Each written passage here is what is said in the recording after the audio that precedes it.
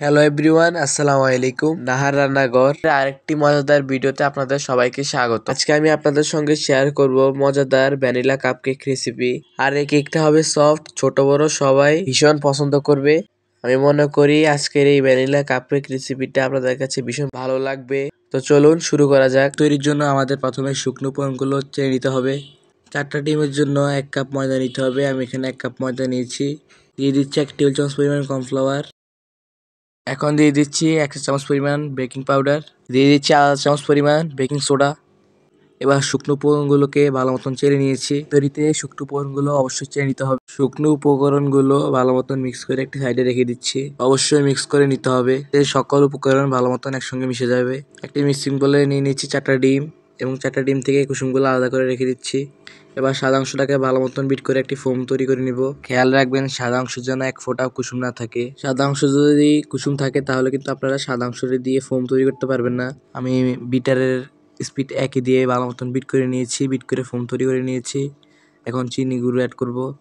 আমি এখানে 1 কাপ চিনি নিয়েছি। 1 কাপ চিনি আমি গুঁড়ো করে তারপর ব্যবহার করছি। অল্প অল্প করে 2-3 বারে চিনিগুলো ব্যবহার করতে হবে। এখানে অবশ্যই একটি কথা খেয়াল রাখবেন, ডিমের সাদা অংশে ফোম হওয়ার আগে কিন্তু চিনি অ্যাড করা যাবে না, এতে করে চিনি পানি ছেড়ে দিবে এবং ফোম তৈরি হতে যাবে না। অনেকে ডিমের ফোমটা দ্রুত করার জন্য বিটারের স্পিড বাড়িয়ে দেন, এটা করা যাবে না। এতে কিন্তু ফোম তৈরি হবে ঠিকই, কিন্তু নিচে চিনি থেকে যাবে। এজন্য প্রথম থেকে শেষ অবধি লো টু মিডিয়াম স্পিডে বিট করতে হবে। এবার ডিমের কুসুমগুলো দিয়ে 15 সেকেন্ডের মতন বিট করে নিব। দিয়ে দিচ্ছি 1/4 কাপ পরিমাণ সয়াবিন তেল। বিটার স্পিড 1 রেখে এবার 15 সেকেন্ডের মতন বিট করে নিব। এর থেকে বেশি করা যাবে না, না হলে কিন্তু ফোমটা দেবে যাবে। এখন শুকনো উপকরণগুলো 2-3 বারে দিয়ে হ্যান্ডউইচের সাহায্যে একদিক থেকে ঘুরিয়ে ঘুরিয়ে আলতো হাতে মিশিয়ে নিচ্ছি। এবার দিয়ে দিচ্ছি 1/4 কাপ পরিমাণ দুধ, 1 চিমটি পরিমাণ লবণ ও সামান্য ভ্যানিলা এসেন্স ও ভিনেগার। এবার বাকি শুকনো উপকরণগুলো দিয়ে দিচ্ছি।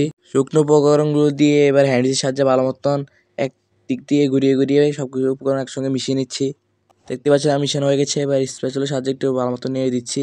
ডো দেওয়ার আগে আমি কিন্তু মাফিন কেকের নিচে উপরে ভালো মতন তেল ব্রাশ করে নিয়েছি। 12টি মোল্টে সমানভাবে আমি ডো দিয়ে দিচ্ছি।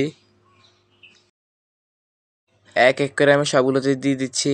দেখতেই পাচ্ছেন আমার সবগুলো দেওয়া হয়ে গিয়েছে। এবার ভালো মতন ট্যাপ করে নিচ্ছি 2-3 বার। এবার ফ্রিড করে রাখা পাতিলের মধ্যে 15 মিনিটের জন্য বেক করে নিব। আমার বেশিরভাগ সময় 15 মিনিট লাগে, আপনাদের কম বেশি লাগতে পারে। দেখতে পাচ্ছেন আমার কেকটি হয়ে গিয়েছে। মাশাআল্লাহ কতটা সুন্দর হয়েছে। আমাদের শাকশিকারি দিয়ে দেখিয়ে দিয়েছি কতটা সুন্দর হচ্ছে মাশাআল্লাহ। কেকগুলোকে আমি ঠান্ডা করে নিয়েছি। কেকগুলোকে এখন মোল্ড থেকে নামিয়ে নিব। এই মাফিন কেকগুলো আমার অর্ডার ছিল। এখন আমি কেকগুলোর উপরে আমি পছন্দ মতো ডিজাইন করে নিব। ডিজাইন করার আগে তার উপর সুগার সিরাপ দিয়ে দিচ্ছি সবগুলোর মধ্যে। এবার 6 বিট অর্ডারের সাহায্যে একটা ডিজাইন দিয়ে দিচ্ছি। আমি আমার পছন্দ মতো ডিজাইন দিচ্ছি, আপনারা আপনাদের পছন্দ মতো ডিজাইন দিবেন। আশা করি যদি আপনারা সম্পূর্ণ ভিডিওটি আমার দেখে থাকেন, বাসায় কাপকেকগুলো তৈরি করেন, যেমন হবে খেতে মজাদার তেমনই হবে একদম সফট, আর পরিবারের সবাই তো ভীষণ পছন্দই করবে। তো আশা করি আজকের এই রেসিপিটি আপনাদের কাছে খুব ভালো লেগেছে এবং উপকার এসেছে। ভিডিও যদি ভালো লাগে থাকে প্লিজ ভিডিওতে একটি লাইক দিয়ে চ্যানেলটি সাবস্ক্রাইব করে পাশে থাকবেন। সবাই ভালো থাকবেন, সুস্থ থাকবেন। আল্লাহ হাফেজ।